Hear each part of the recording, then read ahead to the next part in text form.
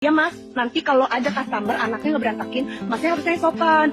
Bilang, oh ya nggak apa-apa ibu, iya nggak apa-apa ibu, kayak gitu.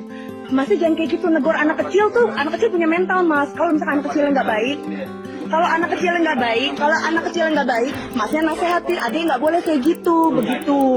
Video seorang ibu-ibu cekcok dengan karyawan minimarket karena tak terima anaknya ditegur bikin berantakan susunan barang viral.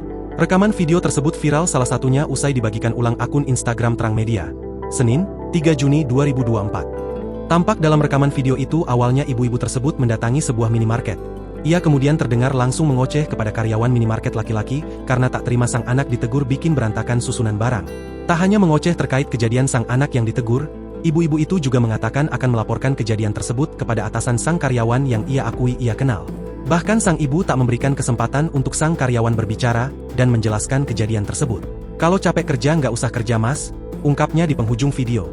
Bukannya dibela warganet usai memviralkan kejadian itu, sang ibu justru dihujat warganet.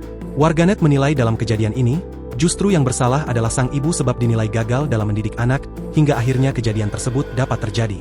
Namun kapan dan di mana kejadian tersebut, hingga kini belum diketahui.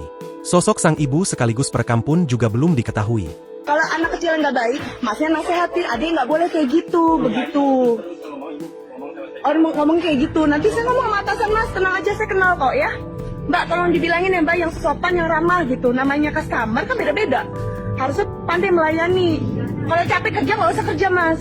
Download Tribun X sekarang, menghadirkan lokal menjadi Indonesia.